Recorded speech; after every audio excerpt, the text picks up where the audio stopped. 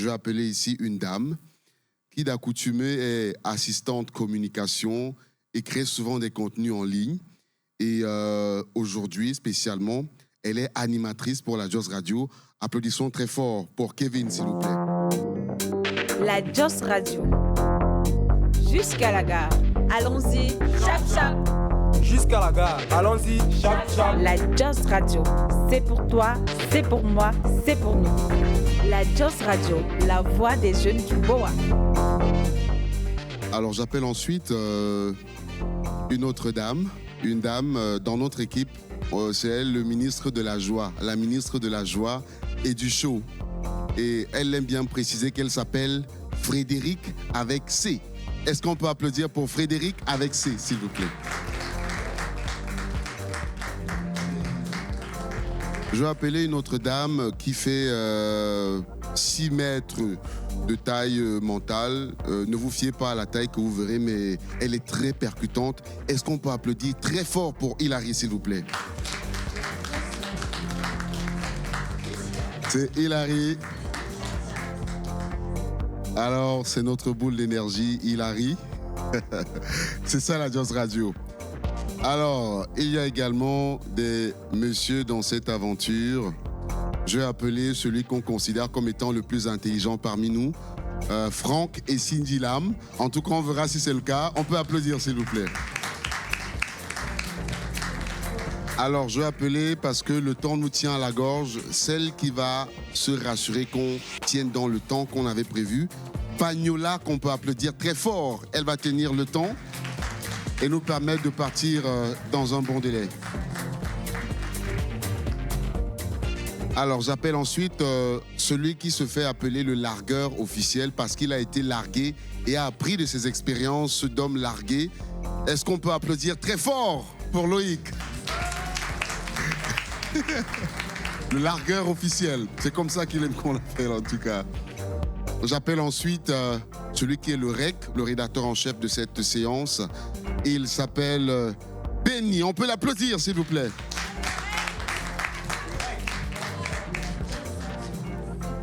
Alors, la plus sérieuse parmi nous va faire son entrée sur la scène.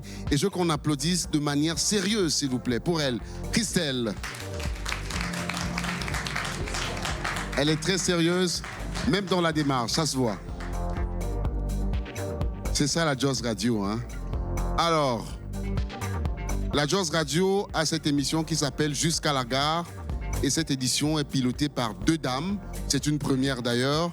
Mais je vous promets que vous allez passer un agréable moment avec Daniel, pas Douala, mais Douala, qui est dans les coulisses. Est-ce que Daniel peut faire son entrée sur la scène? On peut l'applaudir.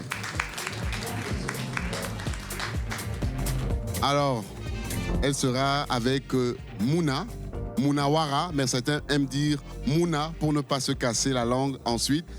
Très sérieuse, mais qui s'amuse quand il faut. Une dame très sérieuse. Applaudissons également de manière sérieuse pour Mounawara, s'il vous plaît. Voilà. Elles peuvent s'installer pour celles qui vont commencer. On peut les applaudir encore, s'il vous plaît. La Joss Radio. Jusqu'à la gare. Allons-y, chap chap. Jusqu'à la gare. Allons-y, chap chap. La Joss Radio. C'est pour toi, c'est pour moi, c'est pour nous. La Joss Radio, la voix des jeunes du Boa. Hello passagers et passagères, bienvenue à bord du train jusqu'à la gare, le train des jeunes du Mboa. Le seul train où on voyage avec la tête, le cœur et ici on se josse les way. Et oui, aujourd'hui nous allons faire un voyage et pendant ce trajet nous allons faire un dur Congossa. Oui, les jeunes qui sont dans la salle savent ce qui veut dire le Congossa. Et le thème du Congossa justement aujourd'hui c'est « Tu penses que tu fais à qui ?» Bro, toi seul, tu ne lis pas et tu vas être cultivé au même moment là. Tu penses que tu fais à qui? Lago, toi seul là, tu postes toute ta life sur les réseaux sociaux et après ça t'attaque. Tu penses que tu fais à qui? Toi seul, tu vas être grand auteur. Au même moment, c'est l'IA qui est ton auteur, gars. Tu penses que tu fais à qui? Autant de questions qui résonnent partout dans la littérature, sur le numérique, dans la société et même dans nos propres comportements. Alors installez-vous. attachez vos ceintures et j'espère que la tienne est bien serrée, hein, Daniel. Et qui est Mouna, je ne sais pas ma ceinture que je compte sur quoi les temps-ci. Yo les gars, yo les go, avec vous on ira jusqu'à la gare, mais passons quelques escales. On va just des gars qui knock leur go. Essayons de comprendre si finalement, celui qui knock n'est pas le plus faible. On va également parler de Mungue, une jeune fille qui se veut influenceuse, confrontée au revers de son exposition aux réseaux sociaux. Avec nos merveilleux invités, nous allons naviguer entre le cyberharcèlement et également les opportunités qu'offre le numérique. Tout ça pour votre plaisir. Et pendant l'émission-ci, tout le monde va joss. Tout le monde va joss. Tout le monde va joss. Voilà. Et il y a un débat justement. Il y a un débat qui porte sur l'IA. La question est simple. Est-ce que l'IA rend bête? Question tag. Tout ceci dans la bonne humeur. On va faire un truc. Quand je dis ici, vous répondez on joss. Ici, on joss. Ici, on joss. Ici, on joss. La Joss Radio. Jusqu'à la gare. Allons-y, chap chap. Jusqu'à la gare, allons-y, chap chap. La Joss Radio. C'est pour toi, c'est pour moi, c'est pour nous. La Joss Radio, la voix des jeunes du Boa. Daniel, Dan. Oui, Mouna. En fait, j'ai un japap qui me vient à l'esprit. Dernièrement, j'entends les cris au quartier. Et quand je sors, je demande aux gars, ils me disent que c'est un gars qui est en train de Naksago. En fait, le gars nak jusqu'à tout le quartier est sorti. Gars, les gars sont courageux ici dehors, Mouna. En coulisses, Frédéric nous disait que, pour elle, si tu me naques, c'est que c'est toi qui es faible. Et nous, on essaie encore de comprendre en mode gars. Un gars te naque et c'est encore lui qui est faible. Comment, maman? Joss-nous, s'il te plaît. En fait, Daniel et Mouna, moi-même, je me posais la question. Je me demandais qui est vraiment le plus faible quand, au lieu d'utiliser le dialogue ou l'expression claire de son mécontentement, un gars décide de casser le bras à sa baby. Non, mais qui est vraiment le plus faible quand un mot le pousse à exprimer l'animal qui sommeille en lui? Pense-t-il peut-être que quand elle est couchée au sol, elle crie « Wombo, Wombo, laisse-moi tranquille », cela révèle sa virilité? Cela révèle sa toute-puissance ou alors cela prouve qu'il est le mâle dominant? Dites-moi un peu les gars, est-ce qu'il n'y a pas un autre moyen d'exprimer son autorité dans le couple? Est-ce qu'il n'y en a pas? Est-ce que c'est la seule façon de montrer qu'on est représentant du sexe fort? On dit souvent que vous êtes le sexe fort, non? Entre guillemets. La force, là, est seulement physique. La force, là, est seulement physique. Bon, on va réfléchir d'une autre façon. On va essayer de poser la chose d'une autre manière. Vas-y, maman. Dargo t'a vexe, ok. Elle a affiché un comportement bizarre. Elle t'a lancé les mots, comme on se dit au quartier. D'accord, on comprend. Tu es fâché, tu as les nerfs, ton cerveau chauffe. Et la seule solution que tu trouves positive et à utiliser, c'est la violence physique. En y réfléchissant bien, ça veut dire qu'elle t'a dépassé. Ça veut dire qu'elle t'a gagné en fait. Qu'elle a utilisé les mots tellement bien, tu t'es dit que bon, ici, elle ne peut pas gagner la fille ici. Il faut que je trouve un autre moyen. En fait, les femmes sont souvent les plus faibles. On dit souvent que les femmes sont faibles, non? Donc si elle la tape peut-être, il va la gagner là-bas. Et tu vas commencer à taper l'enfant tout toup, toup, toup, toup, toup, toup. Est-ce que c'est bien? Est-ce que c'est bien? Dites-moi les gars, est-ce que c'est bien? Est-ce que c'est bien? Moi, il n'y a pas les gars dans la salle. Maman, J'ai l'impression moi, qu'il y a même, pas elle les a gars. l'impression Ou alors, il y a les gars qui naquent souvent Il y a leur les go. gars qui naquent les Oh, silence. mais peut-être souvent, peut-être les qu'ils gars se qui reconnaissent en naquent même souvent temps. leur go. Peut-être qu'ils se reconnaissent. Se sentent visés. Parce que là, Parenthèse. Est-ce que, j'ai une dernière question pour vous les gars. Est-ce que tout ceci ne montre pas que vous êtes fragile, frustré devant la force et le charisme de l'adversaire? Parce que l'adversaire est d'abord très redoutable, n'est-ce pas les filles? Attendez. Frédéric, attends. Non mais, en fait, ça ne résonne pas bien dans ma tête. Après tout, c'est ton avis. Parce que si un gars n'a qu'une go, en fait, c'est la go qui a mal. Donc, c'est forcément la go qui est faible. Un public, je mens. Attendez, c'est toi qui as les muscles. C'est toi qui me naque et c'est encore moi qui suis forte comment? Je manga. Ce n'est pas que mon avis, Mouna. Ce n'est pas que mon avis. Figurez-vous, mesdames et chers publics, je vais prendre maintenant mon bord. parce Maman, que j'ai quelque prends. chose de très important L'homme à est vous dire. son bon, maman. Tac. Voilà. J'ai vu une étude menée par Annales médico-psychologiques, une revue psychiatrique publiée en 2017 par Elsevier Masson SAS, qui montre que 45% de leur échantillon d'hommes qui sont auteurs de violences présentent des scores importants qui ont du mal à exprimer et à identifier leurs sentiments. Maman, Ça veut long dire crayon. que les gars qui naquent leur go là sont souvent un peu... Vous comprenez, non? Ça veut dire que ça parle là un peu de côté.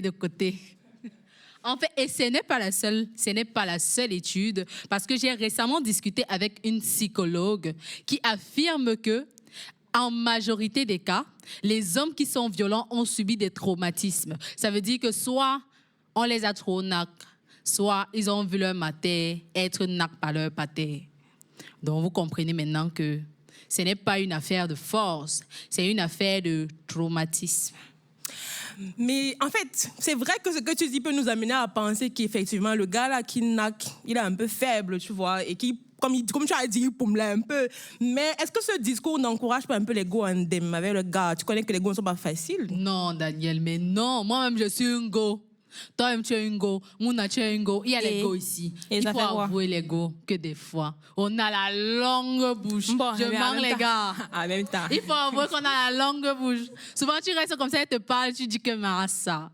J'ai même ramassé l'autre aussi, où est. Mais, est-ce que cela encourage donc à taper sur l'enfant d'autrui?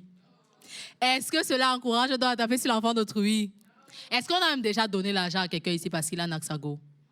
Si on a donné l'argent à quelqu'un parce qu'il a Naxago, il soulève un peu sa main et voit.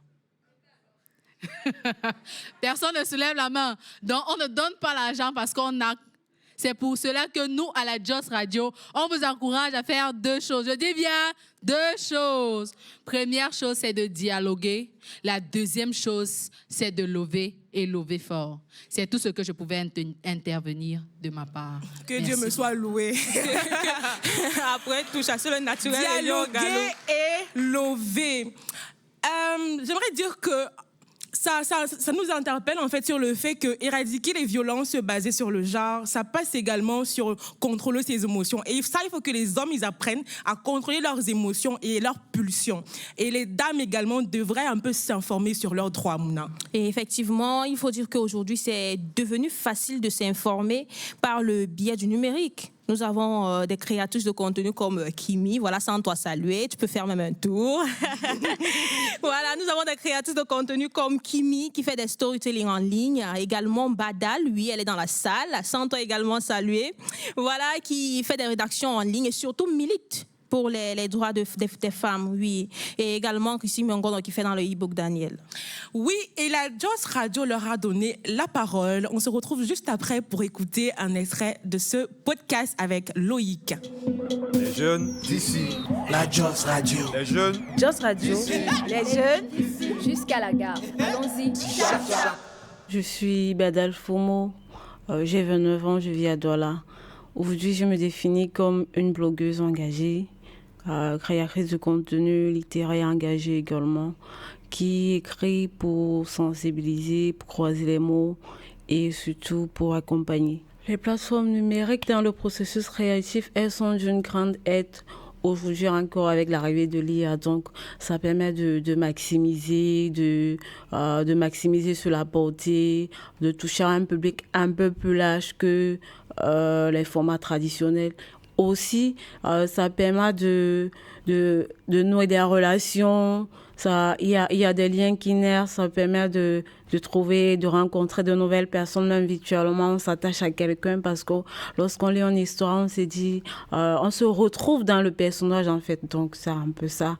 Et du coup, les plateformes numériques viennent accélérer un peu la visibilité parce que en mettant une histoire sur un réseau social ou sur un blog, ça dépend réellement du format. Le format réseau social, c'est vrai qu'il est différent du format blog, mais ce qui a su, ça amène une certaine visibilité, donc ça permet de toucher, comme je l'ai dit, un public plus large, au-delà de sa contrée, au-delà de sa communauté, au-delà même de son pays, ça permet de toucher d'autres personnes avec qui on se retrouve dans un univers, c'est vrai, dans des univers différents, mais la réalité sont presque similaires. Bon, le rôle de la littérature numérique dans la défense des droits humains, c'est essentiel aujourd'hui. Et aujourd'hui, je me dis que ça sera super intéressant, beaucoup plus si on essayait de contextualiser nos histoires qui ont trait au droit, à l'humanitaire, le contextualiser dans nos réalités locales en fait, avec des personnages africains, des personnages locaux, des noms locaux. Je crois que ça fera un plus, surtout pour les tout petits, parce que je me dis c'est une question d'éducation en fait. La Joss Radio, C'est pour toi, c'est pour moi, c'est pour nous. Salut Loïc, pour nous, pour la Joss Radio, tu as épluché le profil de Badal. Alors, qu'est-ce qu'on retient, Loïc? Ce qu'on retient d'abord, c'est ici en Joss. ici en Yo, la Joss Radio, c'est clair que l'extrait qu'on vient de kiffer avec Badal Fomo met le point sur l'important du digital. Le blog, le e-book, le vlog. C'est des canaux de fou pour impacter la jeunesse d'aujourd'hui. Il faut juste bien sélectionner. Et alors, puisque Badal Fomo est là, dans le public, on ne va pas la lâcher. On va lui poser une question cash. Alors, Badal, bonjour. Bonjour à tous, bonjour à tous. Bonjour. Alors, Badal, depuis que tu as commencé cette aventure de contenu littéraire en ligne, qu'est-ce qui a été ton plus grand combat? C'est de réellement avoir de l'impact. Parce qu'aujourd'hui, nous sommes dans une société où c'est la viralité qui prime, où c'est le contenu le plus en vogue qui prime. Et donc, les gens ont des goûts différents. C'est vrai que l'impact qu'on recherche n'est pas encore ce qu'on veut, mais jusqu'ici, on se réjouit du fait que ce qu'on a déjà permet quand même de toucher la vie d'autres personnes, permet de changer les mentalités. Ça, c'est le plus important. Et le plus grand défi, donc, ça a été justement d'avoir une communauté qui accepte qui tu es, qui se reconnaît justement dans ce que tu fais et qui veut se joindre à toi pour apporter le plus. Alors, merci beaucoup, Badal. Et écoutez bien les jeunes. Écoutez très, très bien. Le numérique, c'est une arme à double tranchant. Ne soyez pas juste là à consommer sur les réseaux sociaux, notamment TikTok et j'en passe. Prenez le cas de Badal Fomo et transformez-vous en créateur, s'il vous plaît, en créateur de valeur. Merci beaucoup. Loïc l'a bien dit, un créateur de valeur, parce que paraît-il aujourd'hui, c'est le buzz qui compte le plus et c'est le buzz qui aide beaucoup à avoir les abonnés. Alors merci Loïc, merci également Badal, merci pour cette belle participation. Et cher public, chers auditeurs, parce que oui, il y en a qui vont nous écouter en ligne. Donc on vous annonce que voilà, le podcast dans son intégralité sera justement diffusé voilà, sur la chaîne YouTube de l'Institut français du Cameroun. Comme quoi, Daniel, il faut dire qu'on apprend une poids de plus avec le numérique. Oui, et nous ne sommes pas les seuls à le penser parce que Hermine Yolo nous dit, d'ailleurs Hermine Yolo qui est un grand nom du théâtre camerounais, une metteuse en scène et plein d'autres casquettes, nous dit qu'il ne faut pas seulement cliquer mais savoir cliquer intelligemment. Tout de suite, on va écouter un extrait de l'interview décalée avec Hermine Yolo et on se retrouve tout de suite pour la suite. La Joss Radio. L'interview décalée. L'interview décalée. L'interview décalée. Hermine Yolo, nous arrivons bientôt à la fin de cet échange. Si cela vous convient, concluez-le soit par une anecdote, un conseil, un souvenir ou un clin d'œil à la jeunesse. Peut-être un clin d'œil. Les jeunes d'aujourd'hui ont le monde dans la paume de leurs mains. Mais vraiment, aujourd'hui, il y a cet outil qu'on appelle les téléphones, les smartphones, qui vous donne accès au monde entier en un seul clic. Les jeunes aujourd'hui utilisent cet outil-là, mais sans se nourrir assez de cet outil-là. Et mon clin d'œil vers eux, ce serait cliquer, mais cliquer de manière encore plus intelligente. Parce qu'aujourd'hui, un jeune est capable de savoir ce qui se passe au bout du monde, mais vraiment au bout du monde, en une fraction de seconde. Un jeune est capable de savoir comment fonctionne tel ou tel système en quelques clics seulement. Mais malheureusement, nos jeunes aujourd'hui sont encore pris par des tas de choses qui, en réalité, les distraient, mais vraiment au sens premier du terme distraire.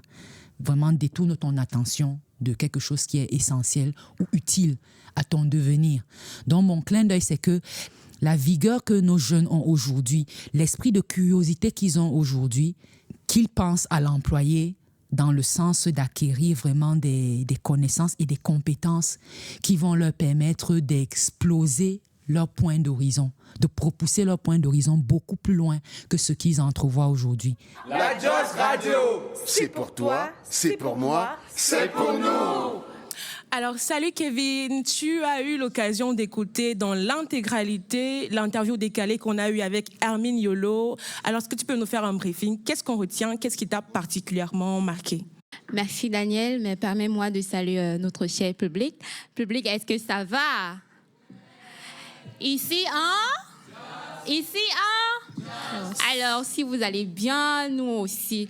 Effectivement, Daniel, j'ai eu l'occasion d'écouter l'intégralité de cette interview de Hermine Yolo et 4 aspects m'ont particulièrement marqué. Premièrement, elle aime profondément sa famille au point où ça lui arrive de prendre soin de ses proches et de s'oublier soi-même. Elle est d'ailleurs considérée comme la chef de cette famille par ses frères et sœurs. Et on est d'accord que ce n'est pas toujours évident d'assumer un tel rôle. Deuxièmement, Hermine, c'est une femme très instruite et cultivée qui respecte les différences culturelles et qui nourrit un amour profond pour la jeunesse. Et troisième fait marquant, Daniel, et cher public, ça peut vous sembler anodin, mais ça peut vous arriver d'écouter Hermine, de parler à haute voix dans la rue ou à murmurer dans un taxi. En fait, c'est sa technique à elle pour mémoriser ses textes, travailler sa confiance en soi et développer son élocution. Et enfin, son témoignage nous apprend que la peur peut nous pousser à l'action. En fait, elle raconte que son papa lui avait offert un vélo qui n'était pas adapté à son âge et par peur, elle n'osait pas l'essayer. Mais finalement, lorsqu'on la met sur le vélo, elle parvient à pédaler d'un coup sans tomber. Cela montre à quel point la peur peut nous pousser à sortir de notre zone de confort. Et justement, Daniel, en tant que jeune, nous avons tendance à reculer devant chaque occasion, alors qu'il faut justement sortir de notre zone de confort, dépasser nos limites pour pouvoir atteindre nos objectifs. Merci Kevin. Sortir de notre zone de confort, dépasser nos limites. Mon frère, Moula, si tu veux, ne dépasse pas. Tu penses que tu fais à qui?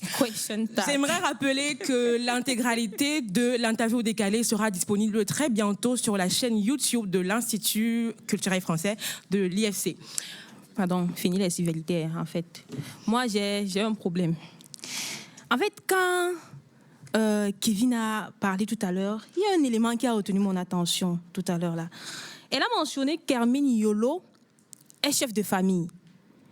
Les gars, vous-même là, une femme chef de famille au Cameroun. On beau quand on parle de chef de famille, ça renvoie aux hommes, non, Daniel? Quand on parle de chef de famille ici, forcément, ça renvoie aux hommes. Donc, moi, je ne pense pas qu'on va venir s'asseoir là et nous raconter qu'Hermine Yolo est chef de famille et nous aussi, on va comprendre ça. On avale ça comme ça. Les gars, vous acceptez qu'une goye est chef de famille? Vous acceptez?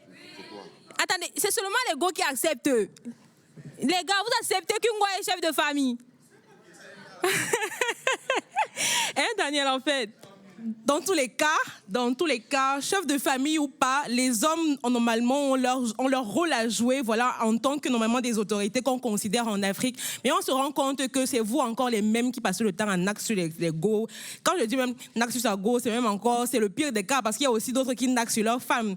Dans tous les cas, on veut vous entendre. On va avoir l'occasion d'écouter le micro-trottoir où on a passé la parole aux doualés et aux doualaises.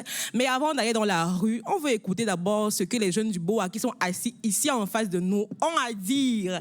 La question est la suivante. La question du micro-trottoir est la suivante. Qu'est-ce que les hommes peuvent faire? Quelle contribution est-ce que les hommes peuvent apporter pour qu'on ait moins de violence? La parole est à qui veut la prendre. Parce que chaque fois, quand on parle de violence, de VBG, surtout quand ça concerne les femmes, on a l'impression que les hommes demandent à la femme d'être leur propre héroïne. Genre, ok, tu ne veux plus qu'on te nargue, toi-même fais qu'on ne te nargue plus. Et d'être chef de famille au même moment. Au fait, donc, à votre avis, qu'est-ce que les hommes avec grand H, non, avec petit H, excusez-moi, peuvent faire Non, Dios seulement, Dios maman. Peuvent faire pour limiter les violences sur les femmes?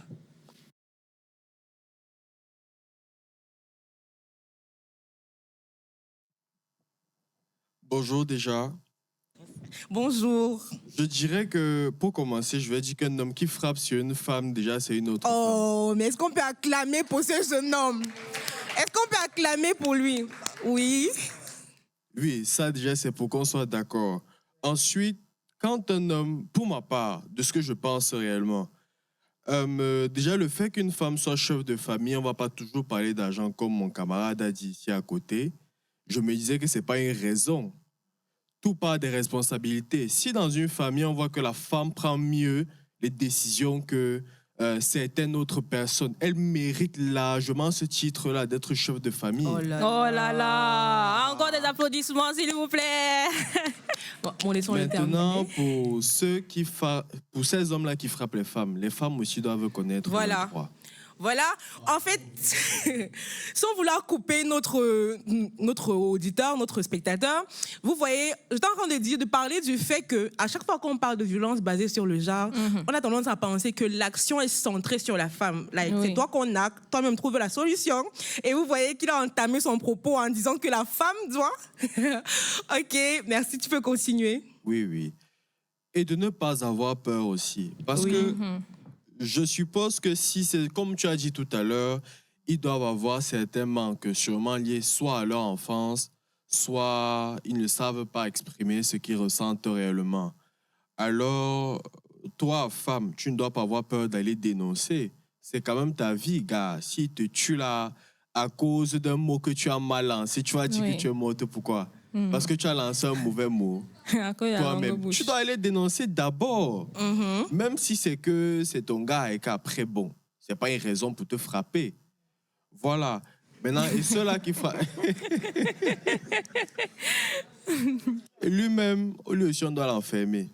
Ok, mais maintenant, je veux encore recentrer la question. Parce que la question était de savoir en quoi est-ce que les hommes peuvent contribuer. Je ne saurais quoi te dire exactement. Papa, papa, il faut savoir quoi dire. Sur ce point-là, je ne saurais quoi te dire. Parce que je ne sais pas ce que personnellement je peux faire. Si c'est que je ne sais pas trop comment est-ce que je vais expliquer ça. On revient tout de suite encore. Prendre la parole, déjà, c'est faire quelque chose. Demander aux femmes de réagir, c'est faire quelque chose. Merci.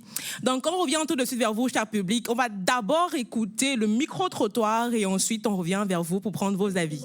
Le micro-trottoir. Le micro-trottoir. Jusqu'à la gare. Allons-y. Vous pouvez nous donner votre avis concernant l'implication de l'homme sur les violences basées sur le genre, sur les violences faites aux femmes. Qu'est-ce que vous avez à dire par rapport à ça? Déjà, il est inadmissible que l'homme frappe sur la femme. Parce que la femme, c'est, disons, un mal nécessaire. Et la femme, c'est la vie. C'est la femme qui reproduit l'humanité. Donc, pour moi, le conseil que je pourrais donner pour les violences faites aux femmes, il serait mieux de connaître le conjoint avec qui on vit dorénavant, savoir avec qui on vit pour éviter, par exemple, de faire l'irréparable. Vraiment, si ce que ça ne donne pas, tu lui dis que maman, comme tu vois là, je ne suis pas capable de faire ci, de faire ça. Et puis, si la femme est en train de vouloir gesticuler comme les femmes gesticulent aujourd'hui, tu lui dis que, comme tu vois la maman, tu vois d'abord ses parents, tu dis que maman, c'est que le comportement de ta fille ne me plaît pas aujourd'hui, ce qu'elle est en train d'afficher ne me plaît pas. Pas encore de porter la main, parce que quand tu portes la main sur celle-ci, les femmes sont toujours les mêmes choses. Tu vas porter la main sur une, tu vas porter la main sur deux, tu vas porter la main sur trois. Et si, à la longue, tu vois qu'elle n'est pas en train de vouloir faire ce que tu veux, tu dis que maman, séparons-nous. J'ai grandi dans un foyer polygame. Et de plus, j'ai grandi dans un foyer où mon père violentait tout le temps ma mère. Donc du coup, j'ai grandi avec cette mentalité-là. À chaque fois que mon papa frappait ma mère pour un truc, ça ne réglait pas la solution. Et lui-même, il a fini par comprendre ça et il a arrêté tout seul. Mais maintenant, il est beaucoup plus attentif et observateur. Il n'est plus aussi violent qu'avant. Si je prends l'exemple entre maintenant et avant, c'est déjà... Avant, il y avait beaucoup plus même de problèmes. Mais je pense toujours que le dialogue reste la meilleure chose. Et une chose qui ne peut pas manquer dans un foyer, les échanges. Surtout les échanges durs entre l'homme et la femme. Et on ne va pas toujours lancer toujours le mot sur la femme qui c'est elle qui commence, qui cherche. Mais chaque personne, que ce soit l'homme que la femme, doivent savoir un moment se contenir, se maintenir. Donc il y a une personne qui doit jouer le rôle de régulateur. Bon, j'ai vécu avec un homme et vraiment je sais ce que ça fait quand tu es peut-être pris par une colère et que tu te retrouves en train d'être le premier à lever la main peut-être sur une personne que tu dis chérie, que tu dis aimer. Parce que moi je pense que les hommes devraient apprendre à se canaliser. Parce qu'en tant qu'homme, si c'est que tu es amené à être un chef de famille, tu ne vas pas pour autant prendre pour excuse que ce que les gens te font à l'extérieur ou ce que tu vis chez toi va faire en sorte que tu vas te retrouver en train de battre sur ta femme. La Joss Radio, c'est pour toi, c'est pour moi, c'est pour nous. Alors Franck, tu as recueilli l'avis des Doualais et des Doualaises qu'on vient juste d'écouter. Maintenant, nous, on veut savoir ce que toi, tu en penses. Donne-nous ce que toi, tu penses de la chose. Oui, les filles, j'étais dans les rues de Douala et les Doualais et les Doualaises ont répondu favorablement à ce sujet qui fait polémique. Franchement, moi, ce que je pense, je dirais que c'est quand même vrai que le genre de récit où on demande aux boys de faire, d'être acteurs majeurs contre les violences faites aux femmes, ça me wante un peu aussi. Hein. Parce qu'on sait qu'elles peuvent dénoncer, elles peuvent se plaindre. C'est vrai quand même que quand on commence à open un peu les sites un peu de partout là, il y a seulement que rien qu'en 2024, 77 femmes sont mortes de suite de violences conjugales. C'est là que tu comprends quand même que le pays a traversé les remèdes. Vraiment, les gars, c'est trop grave. C'est grave. Yeah. Oui, il faut qu'on fasse quelque chose. Les femmes, c'est quand même nos go, nos filles, nos sœurs, nos mères, nos grands-mères. Nos amis. Ouais. Donc, je dirais qu'il faut qu'on fasse quelque chose. Parce que... et la solution, moi, je dirais même que la solution, en fait, en tout cas, c'est ma part. Hein. Si ça ne va pas avec Élise, tu vas avec Thérèse, tout simplement. On a dit que ça ne va pas avec Élise, tu pars avec Thérèse. Pas que tu prends Élise et Thérèse en même temps. En même temps, il faut qu'on éclaircisse les choses. Tu sais que les gars du Mboa ont d'abord le gros cœur. Il va sauf que prendre Élise et Thérèse au même moment. Non, papa, si Élise, ça ne va pas avec Élise, que de taper, tu pars avec Thérèse. Alors, je voyais les doigts là dans le public. Est-ce qu'il y a quelqu'un qui veut donner sa part de... Voilà, monsieur. Bonsoir. Bonsoir. La question de qu'est-ce que les hommes peuvent faire. Déjà, il faut déconstruire pour moi dans toute la société. Parce qu'il y a des hommes et des femmes qui pensent que c'est normal, que c'est une façon de faire. Un homme doit corriger sa femme. C'est une idée qui est répandue. Aujourd'hui, on lutte beaucoup pour que ça en soit plus ça, parce que c'est pas normal. Pour les hommes, nous particulièrement, qu'est-ce qu'on peut faire? C'est d'abord prendre conscience que c'est un problème. Parce que si tu n'acceptes pas déjà que ce n'est pas normal, tu ne vas pas amener des actions. Dès qu'on a pris conscience que c'était un problème, maintenant, qu'est-ce qu'on doit faire pour remédier à ce problème? Si tu vois que tu es violent, tu peux aller voir un psy. Allez voir un psy. Oh là là. En même temps, c'est pas... Après, non mais... Ah oui. Oui. Tu ne vas pas gérer tes traumatismes seul à la maison. Voilà. C'est vrai que ça fait très occidental, très moderne, mais c'est une solution. Beaucoup n'ont pas le self-control. Il y en a qui ont trouvé des solutions. Dès qu'ils voient que la tension, entre guillemets, monte, ils combattent. Voilà. Ils sortent, ils marchent un peu, le temps de se calmer et de revenir pour ne pas commettre l'irréparable. Donc, ce sont des petites astuces que l'homme lui-même doit mener. Mais on doit se rendre compte et se dire que ce n'est pas normal de le faire. Et éduquer nos enfants. Voilà. L'éducation aussi, c'est très important. Éduquer nos enfants, dire que ce n'est pas normal. La femme, ce n'est pas l'enfant, c'est ton égal dans le foyer. Tu n'as pas à corriger comme si tu corrigeais un enfant. Il y a un problème, il faut dialoguer ou trouver une solution. Et si sur le long terme, c'est trop catastrophique, c'est trop toxique, pardon, séparez-vous. Il y a les femmes et les hommes. C'est mieux. Merci. Normalisons le fait que le psychologue est un médecin comme les autres. Voilà, aller chez le psychologue, c'est comme aller chez l'oncologue, je ne sais pas trop quoi. Ce n'est pas un signe de faiblesse, c'est normal, c'est un médecin comme les autres. Merci. Oui, merci. Allez-y. En fait, les hommes peuvent également militer contre les violences faites aux femmes. Parce qu'on se dit toujours que chaque homme, comme vous avez dit tout à l'heure, chaque homme qui met la main sur sa femme, c'est quelqu'un qui a un traumatisme. Mais non, il y a des hommes qui sont naturellement violents. Donc, ça fait partie de leur gène. Ils sont violents de nature. Donc, ce que les hommes peuvent faire, c'est militer, essayer de dialoguer et avoir une maîtrise de soi. Parce que quand tu n'as pas une maîtrise de soi, peu importe ce qu'on peut te dire, tu vas penser que... Parce qu'on a toujours tendance à assujettir la femme. Certains hommes ont tendance à assujettir la femme. Ils se disent que la femme n'a pas parole devant eux. Donc, ce qu'il faudrait faire, c'est dialoguer. Essayer de causer avec soit son ami, soit sa partenaire et dire ce qui ne va pas dans la relation, la dynamique qui s'établit entre les... OK, donc les hommes devraient ouvrir le dialogue. Exactement. Il y a un autre doigt derrière. Bonjour. Bonjour. J'aime beaucoup le sujet et j'espère que je ne vais pas être long. Concrètement, dans ce qu'on dit sur les violences faites aux femmes, en fait, concrètement, c'est pour vraiment dire les choses, c'est des hommes qui violentent des femmes en général. Et quand on parle, je trouve que c'est quand même important d'aller jusqu'au bout de la chose pour qu'on voit vraiment où est le problème.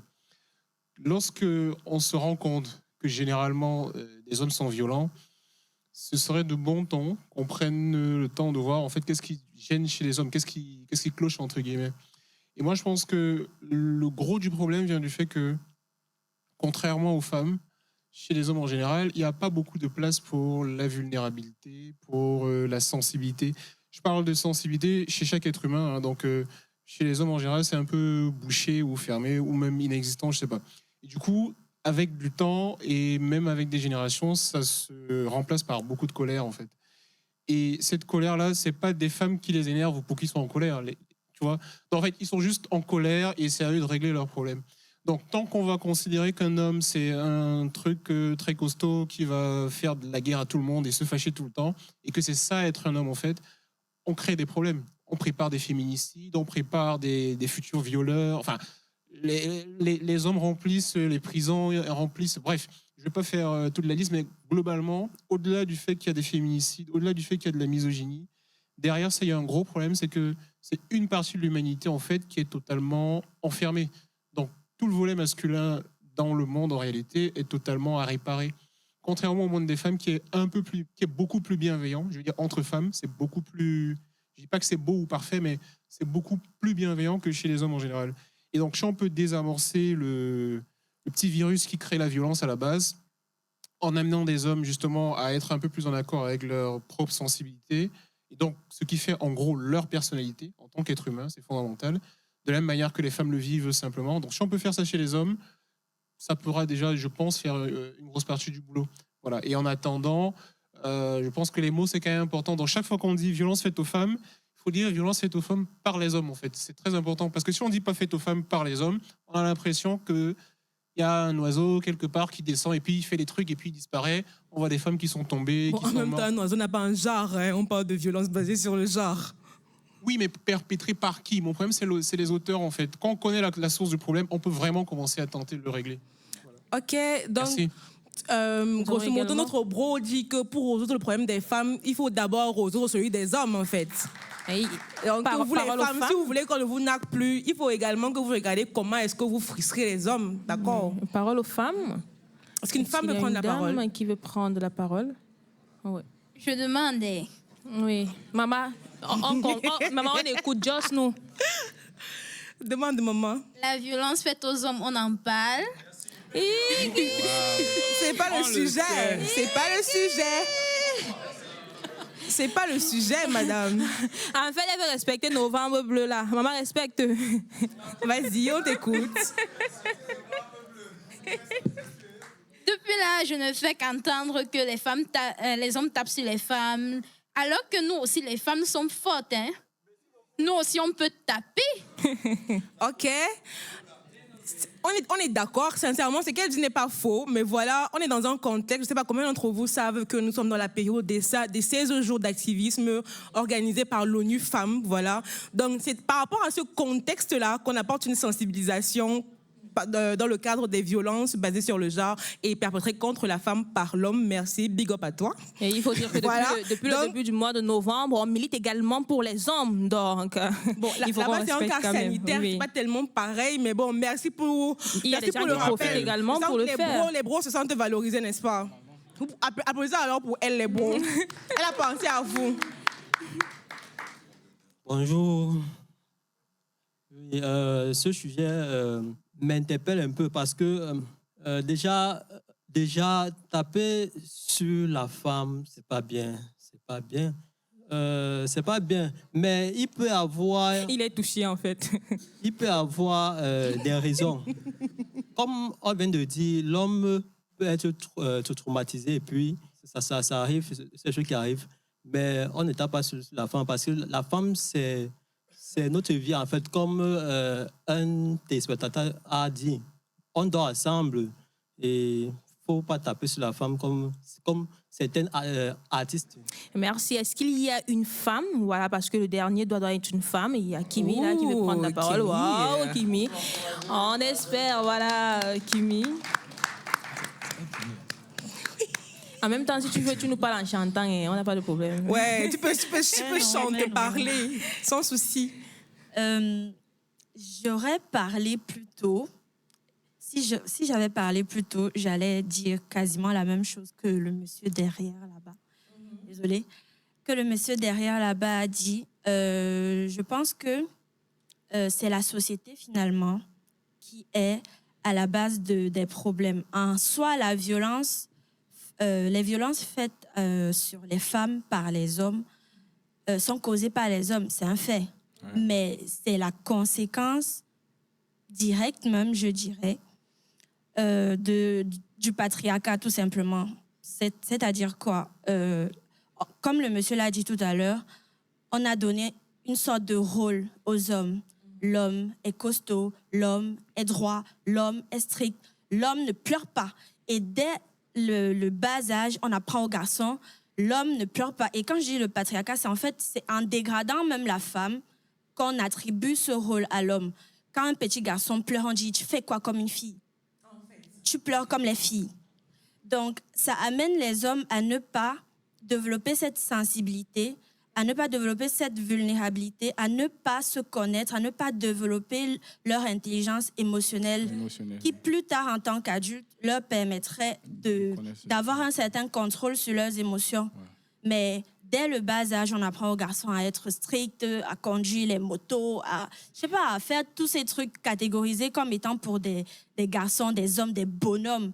Du coup, ça pousse vraiment les garçons à, finalement, à un grand âge, se retrouver à être remplis de colère et de ressentiment, sans même savoir d'où ça vient, sans même se douter que ça vient possiblement d'une enfance où il a juste entendu et reçu tout plein de clichés et de stéréotypes sur cette éducation en fait patriarcale. Donc, j'amène les hommes, comme le monsieur l'a dit en fait, à se recentrer réellement avec leur enfant intérieur et à développer cette intelligence émotionnelle. Et surtout, je pense que la réelle sensibilisation, parce qu'aujourd'hui, les hommes qui sont déjà hommes, aujourd'hui, qui sont déjà adultes, bon, je dirais que le fait est déjà fait et il faut juste peut-être voir des psys, se documenter. Mais le réel travail est à faire aux petits garçons, aux enfants qui n'ont pas encore été corrompus, qui n'ont pas encore été encore corrompus ou pollués en fait par le patriarcat. Alors, il faudrait que ce soit à l'école, que ce soit à la maison, qu'on apprend vraiment aux garçons à développer aussi cette sensibilité qui fera d'eux des adultes entiers en fait et en phase avec leur enfant intérieur, en phase avec tous les flancs de leur personnalité, incluant justement cette sensibilité, cette vulnérabilité, etc. Donc, merci. Alors, merci. Daniel, justement, toi, qu'est-ce que tu penses de cette question? Qu'est-ce que les hommes pourraient faire pour limiter les violences basées sur le genre? Sincèrement, moi, je suis venue ici avec la rage de vous détruire, mais en même temps, quand Kimi a un peu parlé comme ça, j'ai l'impression que vous aussi, vous êtes aussi les victimes. Bon, donc on est victimes ensemble, donc ce n'est pas grave. Ce que je peux dire, c'est que Tout à l'heure, on parlait de chef de famille. Je crois que parce que dans la société africaine, les hommes, les garçons, bref, le sexe masculin, bénéficient d'une certaine supériorité.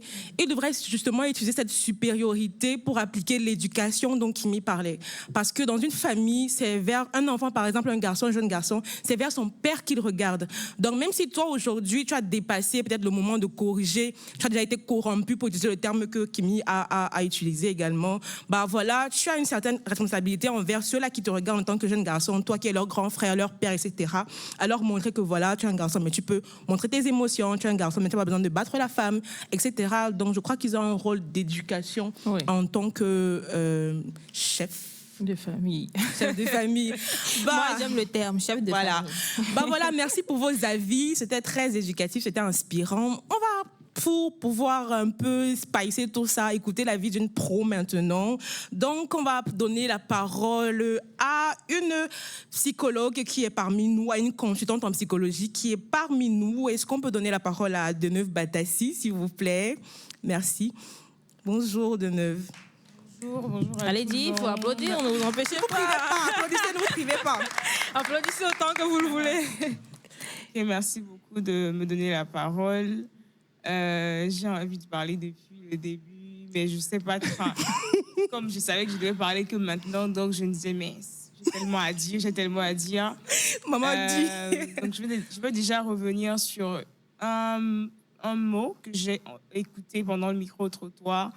C'est, je crois, un interviewé qui disait que la femme est un mal nécessaire. Et j'écoute ça partout.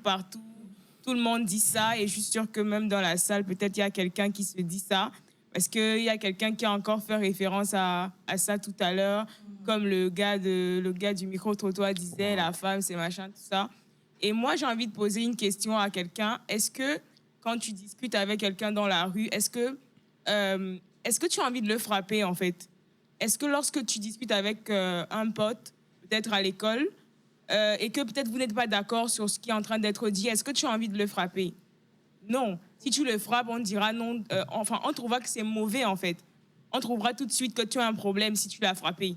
Maintenant, pourquoi est-ce que si tu as une copine ou bien si tu as ta femme à la maison, pourquoi est-ce que lorsque vous n'êtes pas d'accord, je mets ça entre guillemets, tu as envie de la frapper? Ça veut dire qu'il y a un problème, en fait. À ce moment, la plupart des gens, on ne voit pas le problème, en fait. On se dit, non, elle a mal fait le truc. Et puis, voilà, il faut qu'on la corrige parce qu'elle exagère. Mais si tu discutes, par contre, avec ton poteau à l'école, tu n'as pas envie de le frapper s'il dit quelque chose avec laquelle tu n'es pas d'accord. Donc, ça veut dire que là, ça révèle déjà, comme elle a dit tout à l'heure, s'il te plaît, ton prénom. OK, comme Kimi a dit tout à l'heure. Elle ne connaît pas les stars, comment? Seigneur. Pardonne-moi, Kimi.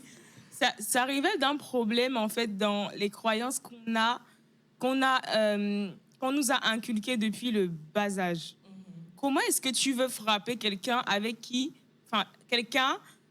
juste parce que, par exemple, elle dit quelque chose avec laquelle toi, tu n'es pas d'accord? Et comment est-ce que tu arrives à interpréter, comment est-ce que tu arrives à concevoir que la femme, donc un autre être humain comme toi, est un mal? Parce qu'on a tout de suite envie d'éradiquer le mal. Oui. Même si nécessaire, après on va éradiquer quand même. Non, nécessaire, vraiment, c'est les artifices, les décorations qu'on met pour atténuer. Voilà, c'est un peu comme si on a mis des guirlandes dans le noir. Mais on est dans le noir déjà. Donc, comment est-ce que, si tu conçois que la femme, que ta copine, c'est un mal avec lequel tu vis, je t'assure, fais tout ce que tu veux, tu la verras jamais autrement et tu auras tout de suite envie de la remettre à sa place quand elle va faire quelque chose que tu estimes ne pas être bien. Donc, moi, j'ai envie de répondre tout de suite à la question du micro-trottoir. Comment est-ce que les hommes peuvent agir dans cette lutte? Parce que oui, je pense que les hommes ils ont un grand rôle dans cette lutte-là. C'est vrai qu'on a souvent tendance à dire « Ouais, la femme, girl power, essaye de régler tes problèmes, meuf, voilà, tout ça. » Mais en réalité, les hommes, eux aussi, ils ont un rôle très important à jouer. Et j'ai envie de dire, premièrement, les hommes doivent être conscients qu'on leur a inculqué quelque chose qui est faux. Ça, c'est la première chose que moi, j'ai envie de dire. Il faut que les hommes, aujourd'hui, et on parle du contexte africain, camerounais, bon, je suis certaine que c'est un peu pareil aussi à l'extérieur. Peut-être un peu moins qu'ici, je ne sais pas. Parce que peut-être certaines politiques sont un peu plus avancées là-bas que ici. C'est pas forcément parce qu'ils ont envie de respecter trop la femme, je sais pas, mais peut-être que là-bas, c'est si tu respectes pas, voilà, la sentence t'attend. Il y a les conséquences, en fait. Exactement. Mais ici, parce que peut-être c'est un peu plus précaire. Okay, bon, chacun fait comme il le sent. Si tu veux la respecter, les respecte. Si tu veux pas aussi, il n'y a pas de problème, mec. Mais j'ai envie de dire, premièrement, il faut que les hommes, il faut que les jeunes, et c'est bien parce qu'on est entre jeunes, et c'est encore dans cette... c'est là qu'on peut agir efficacement pour qu'on ne puisse pas perpétrer les mêmes choses qu'on a vu faire par nos parents. Il faut qu'on soit conscient, il faut que les garçons, les jeunes, les hommes soient conscients qu'on leur a inculqué des valeurs qui sont fausses. Et il faut déconstruire les croyances qui sont toxiques. Oui, l'homme, vraiment, c'est le chef suprême, c'est le Igwe des Igwe, le gars qu'on ne contredit jamais, c'est le gars qui connaît tout, c'est le gars qui maîtrise tout, le gars le plus fort de l'univers, vraiment, c'est Superman. Il faut déconstruire ça, en fait. Déconstruire le fait qu'une femme ne peut pas te recadrer, par exemple. Parce que souvent, la plupart des bagarres, bien la plupart des violences, ça commence souvent lorsque j'ai envie de te dire quelque chose. Parfois même, c'est poli, hein. Parfois, je te le dis poliment, mais la personne va mal prendre. Je suis en train de vouloir te recadrer parce que tu as fait quelque chose qui n'est pas bien. Je suis même en train de te le dire poliment, mais parce que toi, tu es l'homme qu'on ne recadre jamais. Toi, tu es le gars vraiment le plus intelligent, le plus savitou de tout l'univers. Il ne faut pas qu'on te dise encore moins si c'est une femme qui te le dit. Et du coup, voilà, la claque part. Mais il faut être conscient que c'est pas bon. En fait, il faut être conscient de ça. Et je crois que, deuxièmement, je dirais qu'il faut apprendre à gérer ses émotions.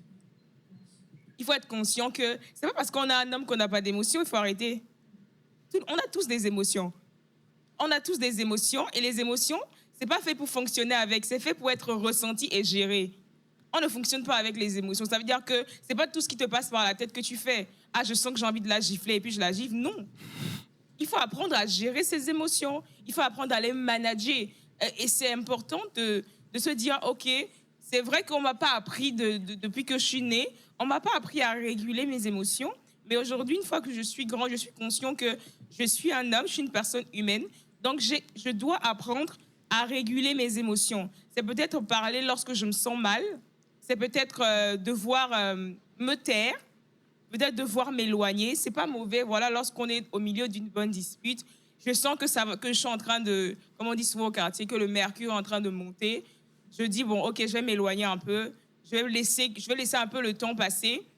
C'est pas mauvais, en fait. Ça fait pas de toi un gars qui est mou ou bien une mauviette, comme on dit souvent. Oui. Voilà, c'est normal. Merci. Donc, je pense que voilà.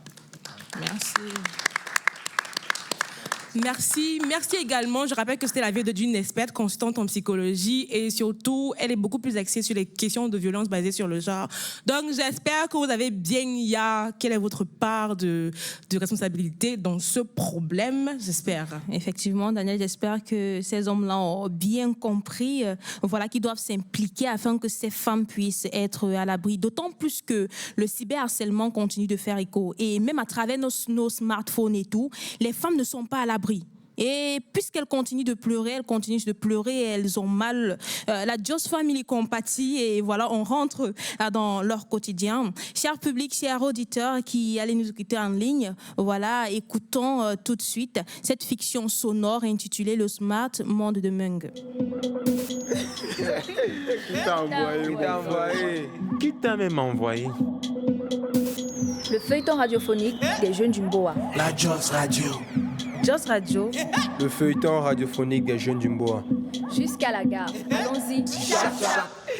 Qui t'a envoyé? Ça a cuit.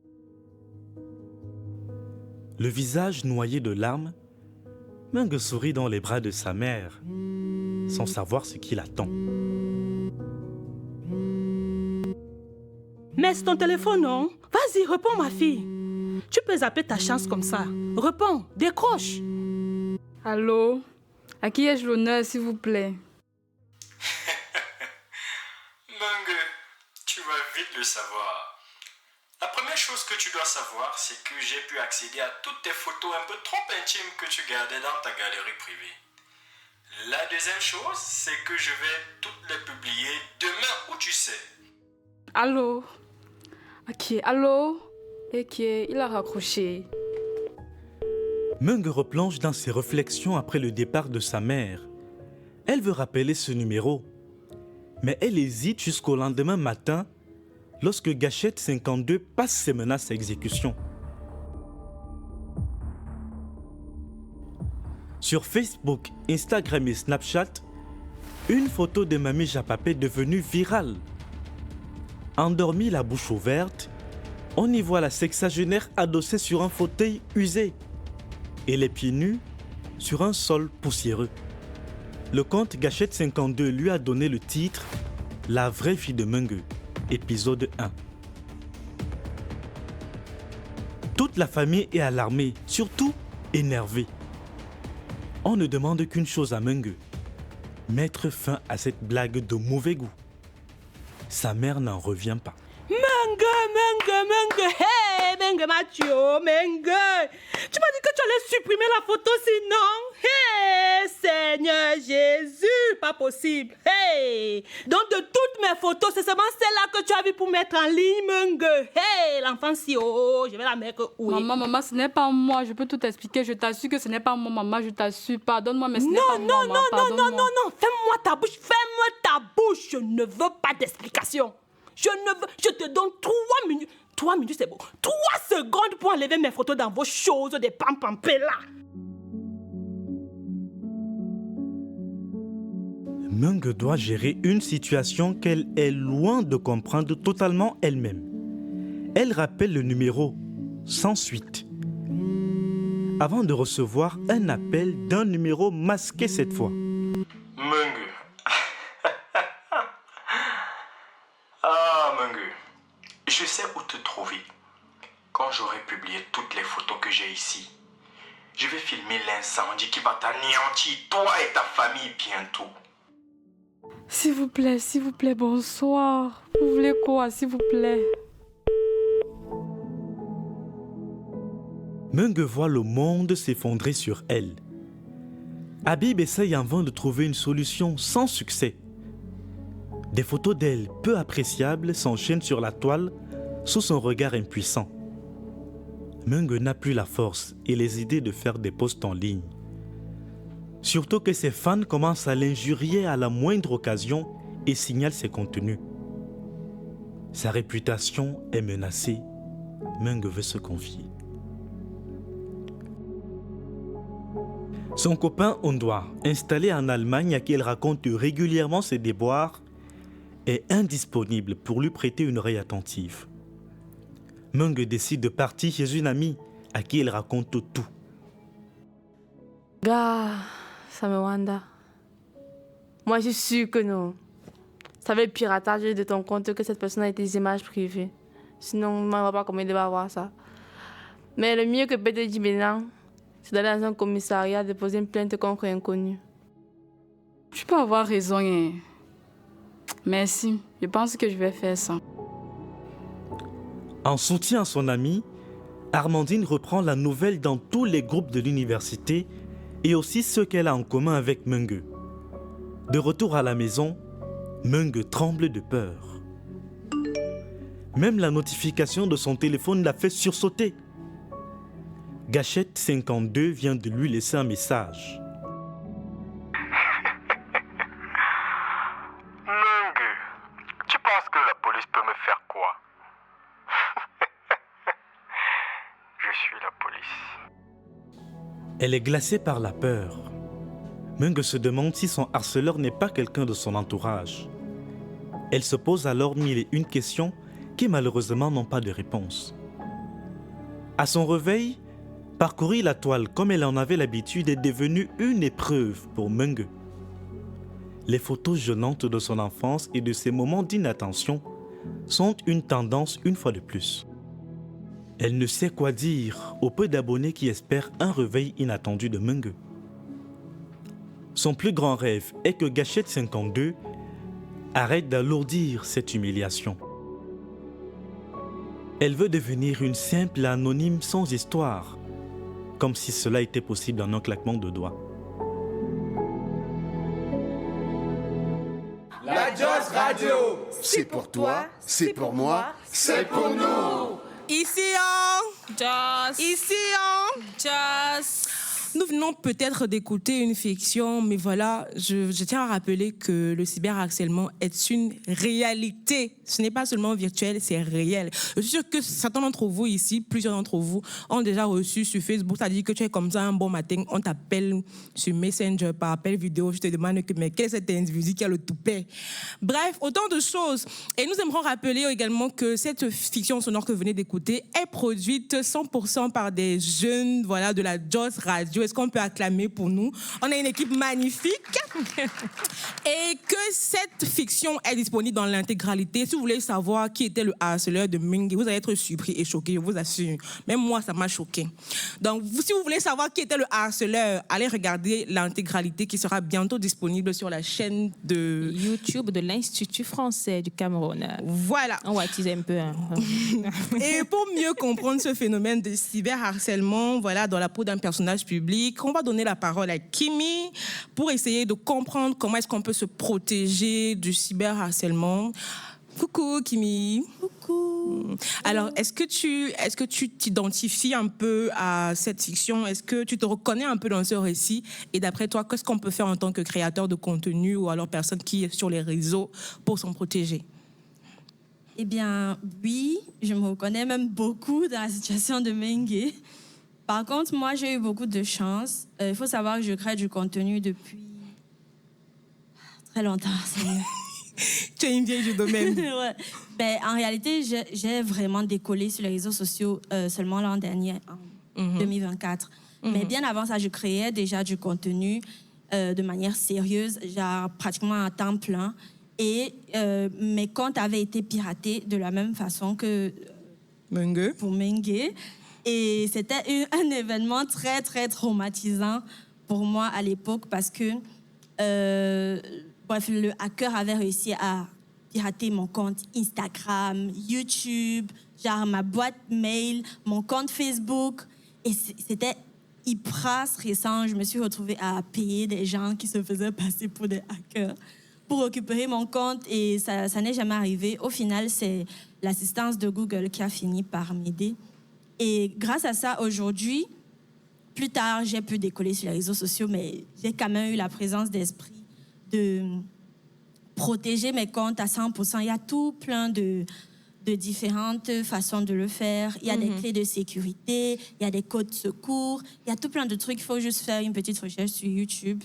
Il y a par exemple l'application Google Authenticator qui renouvelle un mot de passe toutes les 15 secondes. Donc, c'est quasiment impossible pour un hacker de prendre votre compte vu qu'il y a un mot de passe tout le temps qui se renouvelle. OK. Et en dehors du côté technique, est-ce que même dans ta création de contenu, alors est-ce que dans ta manière de faire du contenu, tu as des petits tips, des petits checks que tu fais pour t'assurer que voilà, tu es en sécurité ou bien... Je dirais que lorsqu'on se lance dans la création de contenu, il faut être très conscient de tous les aspects en fait de la création. Parce que lorsqu'on est créateur, on s'expose au monde entier. Donc il faut avoir une certaine présence d'esprit dans la manière de créer son contenu. Par exemple, vu que je crée du contenu chez moi, je fais toujours attention à ce que les cadres, par exemple, qu'il y a dans la maison, je les retire. Il ne faut pas qu'on voit peut-être le visage de ma famille. N'importe quelle information, en fait, qu'on pourrait trouver directement dans les photos, dans les vidéos. Et aussi le fait que, par exemple, lorsque je sors dans la rue, je porte toujours un cache-nez parce qu'on pourrait me suivre. C'est déjà arrivé. Donc, c'est un petit peu ce genre de truc dont il faut faire attention lorsqu'on se lance dans la création de contenu. Voilà. Celui qui te suivait là, c'est pas seulement la photo qu'il voulait, moi. Je ne crois pas, non. OK, donc on va continuer et tout de suite on embarque dans un autre wagon. L'aventure continue, le voyage se poursuit. Les pépites du Mboa, c'est le beurre. C'est la JOS Radio. Les pépites du Mboa, c'est le beurre. Les pépites du Mboa, c'est la guerre. Jusqu'à la gare. Allons-y. Ici on. Alors, cher public, j'ai une petite surprise pour vous. La JOS Radio est pleine de ressources et Cet après-midi, on a avec nous un invité, pas comme les autres. Ben voilà, je parle comme ça d'un jeune homme qui va nous rejoindre à l'instant avec la belle Christelle. C'est un passionné de littérature et il est aussi bien que son nom le dit. Alors, sous vos ovations, est-ce qu'on peut accueillir Monsieur Philippe Bien? La Joss Radio. Qu'est mon Joss? La Joss Radio. Chap chap. Jusqu'à la gare. Allons-y. Chap chap. C'est pour aujourd'hui. Jusqu'à la gare. Allons-y. Chap chap. Et c'est pour demain. Jusqu'à la gare, man, tu grappes ou tu chibas? Tu grappes ou tu chibas? La Joss Radio. C'est pour toi, c'est pour moi, c'est pour nous. La Joss Radio. La voix des jeunes du Boa. Vous écoutez quoi? La Joss Radio. Vous écoutez quoi? La Joss Radio. C'est pour toi, c'est pour moi, c'est pour nous. Ici en, Voilà, moi, je vais vous Joss, mais, gars, pas sans Christelle. Salut, Christelle. Salut, Mouna. Salut à tous nos auditeurs, spectateurs. Christelle, qu'est-ce que ça t'a fait de passer quelques heures, moi je vais dire comme ça, parce que depuis le matin, moi je te vois seulement avec ce monsieur en blanc. Qu'est-ce que ça t'a fait de passer quelques moments aux côtés d'un écrivain? Eh bien, disons, pendant quelques instants, ça m'a donné l'envie d'être écrivaine. Mais il faut dire qu'écrire là, c'est pas facile, c'est pas pour tout le monde. Mais bon, pendant quelques minutes, j'ai dit ok, bon, ça peut être passionnant de jouer un peu avec les mots, mais c'est pas pour tout le monde. Eh oui, et il faut dire que c'est un charmant monsieur. Vous avez vu, il est vêtu en blanc. Les filles qui sont dans la salle, il est charmant, non? Voilà. Pourtant. Alors, c'est un charmant monsieur, Christelle. Oui, en effet, aujourd'hui, nous sommes avec Loïc Bien. Il est auteur et aujourd'hui, bon, il partage sa passion pour les livres avec nous. Bienvenue, Loïc, sur le plateau de la Joss Radio. Merci beaucoup. Alors, ici, à la Joss Family, nous avons une tradition. Donc, chaque fois quand je dis « ici, on », tu réponds « Joss ». Ça peut aller? On y va. Ici, on. On Joss. Ici, on. On Joss. Ici, on. On Joss. Joss, nous allons, Loïc, qu'est-ce qui nourrit ta passion pour la littérature? Eh bien, c'est vraiment beaucoup. Bon, je peux dire que ce qui nourrit ma passion pour la littérature, c'est d'abord la lecture. Depuis que je suis petit, j'ai eu à découvrir le monde de Alain Mabankou, Blik Bassi, Kalis Beyala, surtout Alain Mabankou, qui est mon auteur préféré, un auteur congolais. Et c'est lui qui m'a inspiré, c'est lui qui m'a donné la motivation de débuter la littérature en 2022, parce qu'avant au collège, j'écrivais d'abord les petits extraits de tests et que je faisais par certains de mes enseignants. Et je pense que c'est à travers la lecture c'est la lecture qui a nourri ma créativité littéraire. Oui, je peux dire que c'est ça en fait. Et tu dis justement que tu écris en 2023, tu as publié un roman. Est-ce que j'aimerais savoir s'il y a d'autres genres littéraires qui t'inspirent ou qui te parlent en dehors du roman? Mon seul genre, c'est le roman. Parce que poème, je ne maîtrise pas bien le poème parce que je préfère plus le roman parce qu'il est plus dense et les lecteurs, les jeunes adorent plus les ouvrages romanesques par rapport aux romans, aux essais et consorts. Donc, tu as mené une étude spécifique pour savoir que les jeunes s'intéressent plus aux romans? Je suis écrivain, donc ça veut dire que je peux connaître le lectorat. Je connais les genres préférés des lecteurs aussi. Bien, tu l'as mentionné il y a quelques minutes, ta passion pour la littérature commence notamment par... ce qui nourrit ta passion pour la littérature, c'est la lecture. Bon, nous savons que les jeunes du Mboa sont de moins en moins impliqués dans la lecture. Bon, les gars, c'est sans rancune, et donc vraiment... Mais ça paraît. Ils sont tout calmes, là, quelqu'un n'a pas raison, donc... Ils sont moins impliqués dans la lecture. Alors, qu'est-ce que tu peux dire à ceux-là qui ne s'impliquent pas, par exemple, dans la lecture? Qu'est-ce que ça change de lire, comme toi? Bon, il y a certains qui sont de nature nés à ne pas aimer la littérature. C'est quelque chose qu'on ne peut pas forcer, mais je pense qu'en essayant, je pense que chaque jeune devrait essayer des genres qui sont intéressants. Par exemple, je peux par exemple prendre des thrillers du roman policier. Ce sont des genres que beaucoup de jeunes adorent. Donc je pense que chaque jeune devrait plus se pencher sur un genre qui l'intéresse. Je pense que c'est ça qui pourrait cultiver l'envie de lire de temps en temps. Eh bien, vu qu'on parle de littérature, on parle aussi de numérique et on parle aussi d'intelligence artificielle. Toi, en tant qu'auteur, est-ce que tu fais de l'IA ton allié, notamment dans la rédaction de tes manuscrits, de tes textes? Bon, je pense qu'on peut faire une différence entre un test créé par l'IA et un test créé par un humain. Parce que le test créé par l'IA a une tendance à radoter certains éléments. Et l'IA est en quelque sorte étranger aux émotions humaines. Par contre, quand c'est un être humain qui écrit, tu peux sentir au moins une certaine implication dans son art. Oui. Mais je pense que l'IA peut aussi aider d'une certaine façon, par exemple dans des corrections, des petites corrections, mais l'IA ne peut pas vraiment, pour moi, écrire un livre, pour moi. Donc en fait. Concrètement, tu fais de l'IA ton allié ou pas? Non, je ne fais pas de l'IA mon allié. Je fais juste du dictionnaire mon allié, en fait, c'est tout. D'accord, c'est intéressant. Et voilà, applaudissez. Voilà, nous sommes la Just Family, les jeunes.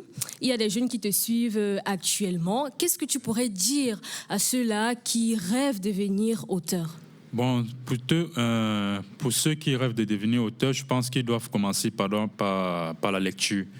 Parce qu'on ne peut pas être un écrivain et d'abord un grand lecteur. C'est d'abord ça. Ils doivent commencer par inculquer la lecture. Je pense que tout commence par là, la lecture. La lecture est en fait la clé de l'écriture. Cultivons l'esprit de lecture, chers jeunes, pour nous qui souhaitons devenir écrivaine. Même moi, pendant quelques minutes, je souhaitais, mais bon, on va voir l'autre cela après. C'était un plaisir de t'avoir sur le plateau de la Just Radio. Mais avant de partir, j'ai une question pour toi. Oui. Est-ce que, selon toi, l'intelligence artificielle embête? C'est une question à deux volets. D'une part, je peux dire oui, d'une part, je peux aussi dire non, parce que les gens ont tendance à abuser de l'IA. Par exemple, il y a certains qui ne veulent plus fournir d'efforts. Ils peuvent, par exemple, donner des questions à l'IA, des traités, et ils utilisent en fait ça. Donc, je pense que, d'une certaine façon, l'IA contribue à rendre les jeunes un peu, je peux dire, stupides, parce que... Oui, je peux dire stupide, parce que... Oui, je peux dire stupide parce que j'ai moi-même des petits frères qui sont en 3e et qui ont tendance, par exemple, à utiliser juste de l'IA pour ne même plus travailler. Donc, ils prennent seulement des exercices, ils filment, ils balancent à l'IA sort des réponses. Et moi, je trouve que ce n'est pas assez intelligent d'utiliser l'IA de cette façon. On peut, par exemple, utiliser l'IA, par exemple, pour les explications plus approfondies de certaines choses. Et au lieu d'abuser de manière stupide, c'est ça. En tout cas, merci pour ton avis. Et en même temps, il insiste beaucoup sur le thème stupide. Et voilà, il y a toujours les gens qui font... après tout, c'est son avis. Et c'est justement ce thème qui va meubler le débat du jour. Est-ce que l'intelligence artificielle rend bête? Et cher public, ne vous inquiétez pas. Vous aurez aussi l'occasion de donner votre avis sur le sujet. Si vous voulez dire que c'est aussi stupide, vous allez le faire, mais juste après ceci. La Just Radio. Entendons-nous. C'est moi qui te dis. Non, ça ne donne. Jusqu'à la gare. Allons-y. Salut Hilary, tu nous conduis aujourd'hui dans un débat, comme tout à l'heure on le disait, sur les questions de l'IA. Coucou Daniel, effectivement, le thème de notre débat du jour, c'est est-ce que l'intelligence artificielle rend bête et comment éduquer à l'ère du numérique? On va faire notre débat, mais avant, quand je dis ici, vous répondez on just ici, on just ici, on just. On va alors just de l'IA. Qui ici a déjà utilisé l'intelligence artificielle au moins une fois? Levez la main honnêtement. Moi-même avec les pieds élèves. Même avec les pieds élèves. On est tous tous d'accord qu'on a déjà utilisé l'IA maintenant. J'ai lu une étude du Massachusetts Institute of Technology, une grande école aux États-Unis, qui a mené une étude sur des jeunes entre 19 et 39 ans qui faisaient des recherches avec l'intelligence artificielle, d'autres qui utilisaient le moteur de recherche Google et d'autres qui utilisaient le moyen traditionnel, le livre, le dictionnaire. Et le résultat de l'étude m'a surpris parce que 32% des zones cérébrales des personnes qui ont utilisé l'intelligence artificielle pour faire le travail demandé, 32 zones étaient en off, c'est-à-dire que 32 parties du cerveau. Il arrive, tu veux dire sont quoi par là? décédés. Ah, tu veux dire qu'on est bête. Qu'est-ce que tu veux dire par là? En même temps, donc, tu veux dire comme qu'on on est est bête. assise là, il y a 32 parties, c'est vrai qu'ils sont en off. Non. Le fait d'utiliser l'IA a causé ça. Et donc, ça m'a mené à me poser la question. Et il y a beaucoup d'autres exemples comme ça, parce que j'ai vraiment cherché pour essayer de comprendre. Ouais, les longs crayons. Ouais, des exemples comme ça. Donc maintenant, est-ce que, selon vous, l'intelligence artificielle nous rend plus productifs ou alors ça nous rend plus paresseux? Je vais d'abord me tourner vers les présentatrices parce que je vois que vous avez mes mots. Mais pas on a dit le public, non. Je commence par vous parce que vous avez mes mots. On a oublié de parler. T'es sûr que tu veux qu'il parle? Je parle. Bon. Est-ce que ça nous rend plus productifs ou plus paresseux? Vraiment, je dirais que en soi, l'IA, c'est un outil. Donc, je ne pense pas qu'un outil, un peu comme l'argent, comme on dit souvent, c'est toi qui commandes l'argent, c'est pas l'argent qui te commande. L'argent n'est pas mauvais en soi, c'est ce que tu en fais qui est mauvais. Pareil pour l'IA, je crois que l'IA ne rend personne... Si tu n'es pas paresseux, l'IA ne peut pas te rendre paresseux. Si tu étais déjà productif, l'IA ne va pas te rendre paresseux. Et si tu es un paresseux, l'IA va t'apprendre encore bien à paresser. Donc, en fait, l'IA ne vient que, c'est pas, je vais dire, amplifier ce que tu es déjà, en fait. Le gars, si tu n'es pas intelligent, n'utilise pas l'IA. Parce que même ton IA ne sera pas intelligent. C'est tout. On a notre rédacteur en chef qui est là, il a le micro. Parole à qui veut l'apprendre. Est-ce que l'intelligence artificielle nous rend plus productifs ou alors plus paresseux? Bon, de nous dire un peu ce que c'est que Active. Présentez-vous, qu'on sache qui est Active Spaces. Bonjour. Joseph Rona. Bon, déjà, dans notre domaine, je tiens à préciser que notre domaine, c'est particulièrement le graphic design. Ce qui fait que l'IA nous concerne. Pourquoi? Parce que l'IA est un atout dans tout ce que nous entreprenons, dans toute notre production, etc.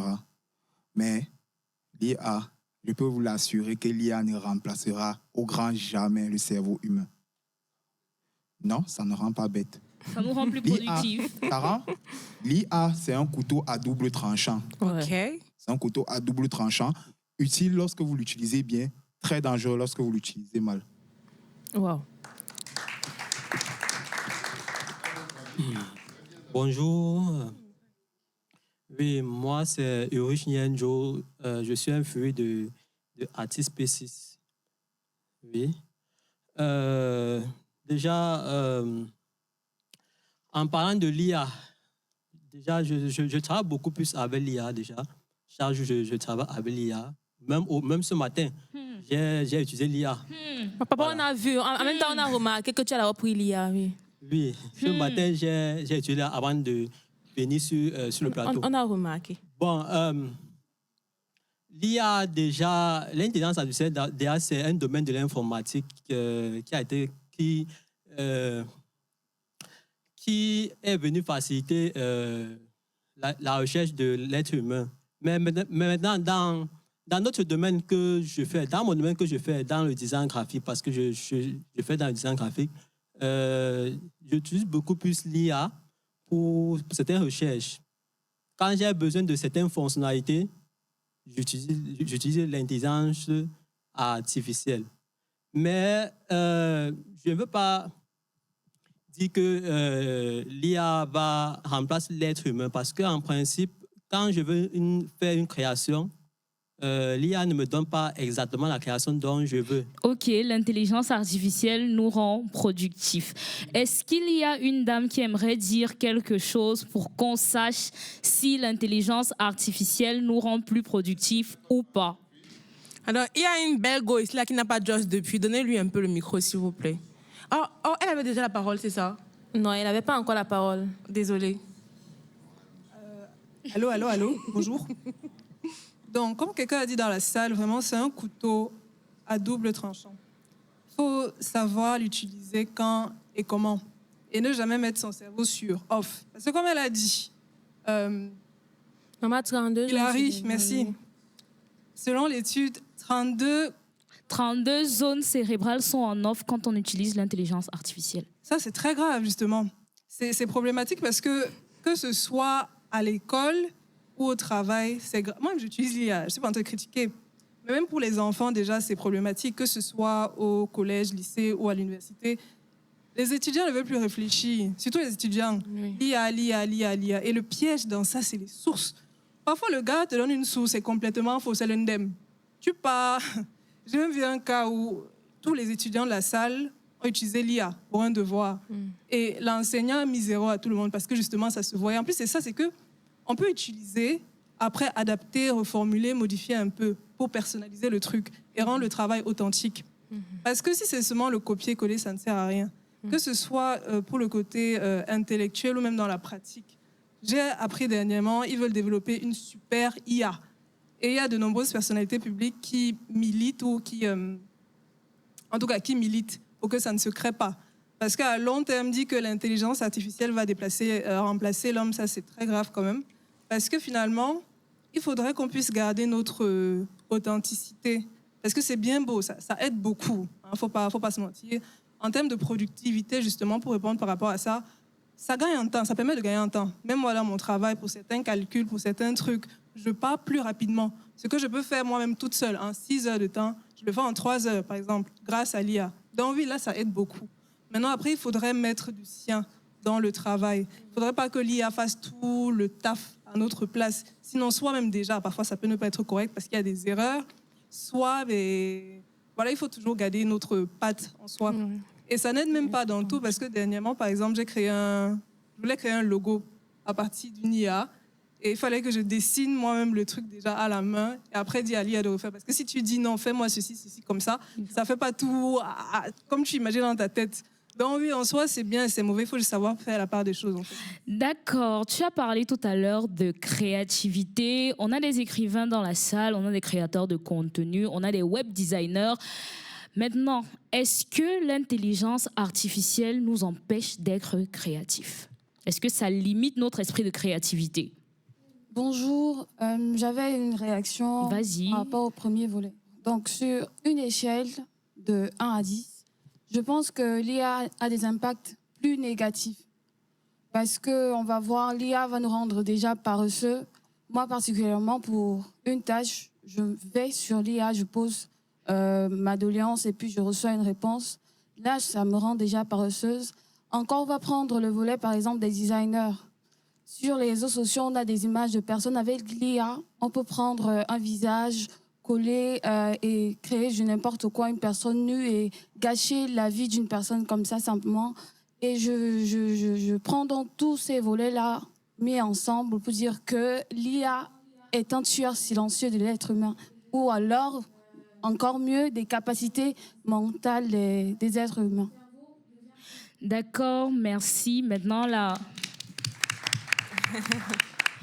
Maintenant, pour quelqu'un qui se veut productif, créatif, est-ce que l'IA est une aide? Alors, très bonne question. Moi, je m'appelle Aroga et faisant suite à la question, je me prononcerai sur 2 dorsales. En rappelant d'abord, dans un premier temps, que aujourd'hui, personne ne peut se passer de l'intelligence artificielle et personne n'a jamais pu se passer de l'intelligence artificielle. Au départ, l'intelligence artificielle était réservée à l'élite militaire. Figurez-vous que lorsqu'aujourd'hui vous prenez un smartphone et que vous faites un message et que le smartphone vous propose une correction adaptée, là nous sommes déjà dans l'intelligence artificielle. Déjà. Lorsqu'aujourd'hui, vous zappez la télé, la télévision, le canal SAT est en mesure de vous sortir une liste de programmes explicatifs, nous sommes déjà dans l'intelligence artificielle. Donc, ça c'est un premier point.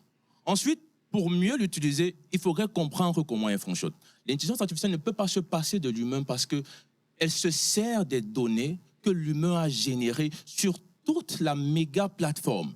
Lorsque vous faites un message Facebook, l'intelligence artificielle, le jour où il faudra répondre à une question, comment dire je t'aime à une fille, l'IA ira chercher dans toute la sphère de messages qui a été envoyé, l'IA va synthétiser ces messages-là et c'est ça qui va vous produire du résultat. Et qu'est-ce qui fait la différence entre une IA plus performante et une IA moins performante? C'est justement la capacité que l'IA a à partir chercher dans les différents réseaux de communication humains. Donc, en gros, l'IA est au service de l'humain et a toujours été au service de l'humain. Ensuite, la deuxième dorsale, c'est par rapport à l'utilisation. Il y a dans l'IA ce qu'on appelle des patterns. Ce sont en fait des mots que l'IA génère, des mots quasi englobants. Ça veut dire, lorsque vous écrivez un texte avec l'IA, il y a une façon de formuler qui est propre à l'intelligence artificielle. Alors, moi qui suis, je dis peut-être n'importe quoi, journaliste, à la base, si je suis compétent, quelle sera la différence entre moi et les journalistes qui n'utilisent pas l'IA? C'est que le texte qu'il pourra écrire en 10 minutes, moi je l'écrirai en 3 minutes parce qu'à la base, je suis compétent et je sais là où je vais arriver. Idem avec le graphiste. Donc, l'IA, véritablement, viendra remplacer les humains. Les humains, là, seront remplacés par ceux qui auront su utiliser l'intelligence artificielle. Merci. Merci. Ici, on... Just. Ici, on... Just. Merci, Daniel, pour le cours que tu nous as donné. Malheureusement, notre débat doit s'arrêter là parce qu'on est pris... C'est pas moi, c'est lui qui est Daniel. C'est mon nom. C'est pas moi. Par la corde du temps, mais vraiment, merci, Daniel, pour le cours que tu nous as donné. Quelque part, tu as parlé de l'éducation et je crois qu'il serait utile pour nous d'apprendre à concevoir des prompts, savoir quand ou ne pas utiliser l'IA, quand est-ce qu'on doit se retourner vers l'intelligence artificielle. Pas juste que dès qu'on a un problème, on va vers l'intelligence artificielle, mais déjà avoir des prérequis. Mais Kimi, je veux ton avis sur la question Anibé. J'ai vu ta main. Anibé. Bon, ok, donne ton avis rapidement avant qu'on ne se sépare. Ok. C'était pas obligatoire, mais ok. Pour les créatifs, est-ce que l'intelligence artificielle est une aide? Évidemment. En fait, c'est un gain de temps énorme. Moi, en tant que créatrice de contenu à temps plein, si j'avais pas l'IA, je réussirais clairement pas à tenir le rythme que je tiens pour autant brasser des vues sur les réseaux sociaux, en fait. Parce qu'on est dans un environnement hyper compétitif. Donc, ça aide dans le côté visuel, la rédaction, l'organisation même. C'est vraiment un assistant personnel, un couteau suisse, en fait, qui peut t'aider dans tous les flancs de ta vie. Et c'est hyper pratique. Donc, je dirais que c'est vraiment une super aide. Et je me demanderais bien quel est le créatif qui n'utilise pas l'intelligence artificielle 100% du temps. D'accord. Merci Kimi. La Joss Radio. Kémon Joss. La Joss Radio. Chap chap. Jusqu'à la gare. Allons-y. Chap chap. C'est pour aujourd'hui. Jusqu'à la gare. Allons-y. Chap chap. Et c'est pour demain. Jusqu'à la gare, man, tu grappes ou tu chibas? Tu grappes ou tu chibas. La Joss Radio. C'est pour toi, c'est pour moi, c'est pour nous. La Joss Radio. La voix des jeunes du Boa. Vous écoutez quoi? La Joss Radio. Vous écoutez quoi? La Joss Radio. C'est pour toi, c'est pour moi, c'est pour nous. Mais Daniel, on est là, on rit. On est là, on rit, hein, Daniel. Est-ce que tu as constaté quelque chose? Mais quoi, Mouna? Mais le train est arrivé à la gare. Oh là là, chou chou. On dit souvent que les bonnes choses ont toujours une fin, Daniel. Eh oui, nous sommes au terme de notre émission. C'est avec tristesse au même moment, une grande joie que, valeureux public, les Joss Radio terminent ce voyage. Merci à vous, cher public. Merci, auditeurs de la Joss Radio. Merci à l'équipe de l'Institut français et surtout merci à toute l'équipe de la Joss Radio. Merci Christelle. Merci Loïc, Hilary, grand merci. Merci Frédéric. Merci Franck. Merci Pagnola. On n'oublie pas notre rédacteur en chef, Benny. La star, c'est là-bas lui. Oui, et surtout notre script Kevin. Un grand merci à vous la famille. Et il faut le dire, cette émission est produite par la Just Radio en partenariat avec l'association Longueur d'onde sous la coordination de Romulus Kiessier. Tonnerre d'applaudissements s'il vous plaît. Elle est également produite dans le cadre du programme Mboa Jeunes Créatifs financé par le Fonds Équipe France. Une émission pour et par les jeunes du Mboa. À la présentation, Sangou Munawara et Daniel Douanla. Nous vous invitons à suivre l'intégralité de l'émission, voilà, qui sera bientôt disponible sur la chaîne YouTube de l'IFC. À très bientôt pour une prochaine édition. D'ici là, portez-vous bien. On se quitte en savourant ce mix de DJ Tommy, un produit du programme Mboa Jeunes. Bisous, bisous.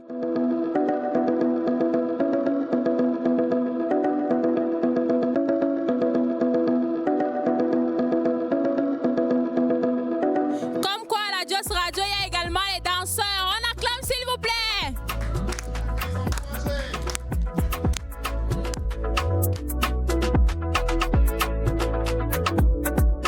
J'aime tous ceux qui commencent par eux. Héloïse, Héloïsa, tout ça pour moi, y'a rien pour eux. Stéphanie et Maziva, beaucoup de femmes dans mon canet. Partager c'est ma déa, tu veux le date, le rendez-vous. Dans le manager, mon cœur est énorme, je peux même l'ouvrir avec 4 bébés. Ils disent je suis infidèle, moi je dis j'ai du love à donner. Beaucoup aiment même s'apporter, mais moi j'ai déjà contrôlé. Avec moi elles sont calées, si tu doutes, demande à t'appeler. Du coup, j'ai déjà mes 4 bébés de côté. Une qui me fait à manger, l'autre qui dépense mes billets. Deux qui me font les bébés, j'ai mes 4 bébés de côté. Une qui me fait à manger, l'autre qui dépense mes billets. Deux qui me font les bébés. Bad boy plan, le mignon contrôle, le mignon contrôle. On fonctionne ou quoi, on fonctionne ou quoi, on fonctionne ou quoi, on fonctionne ou quoi. Bad boy plan, le mignon contrôle, le mignon contrôle. On fonctionne ou quoi, on fonctionne ou quoi, on fonctionne ou quoi, on fonctionne. Moi la main bébé, serre-moi fort bébé. Un ami manque m'a dit que je t'offrirai tout l'or du monde pour te prouver comme je t'aime bébé. Tu es ma dame bébé, et dis dame bébé. N'ami voilà pour m'adrénaline, ligne, n'aime de t'aimer qu'il me condamne bébé.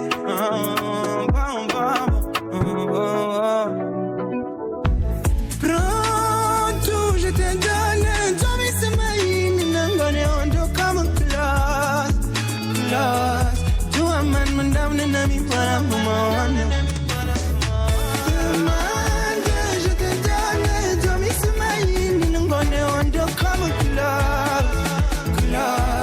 Nous deux c'est un jamais, jamais. Donne-moi ta main bébé. Je veux que tu portes mon nom bébé. Donne-moi la main bébé. Je veux que tu portes mon nom bébé. Woman down bébé. Oui man no one down bébé. Woman down bébé. Oui man no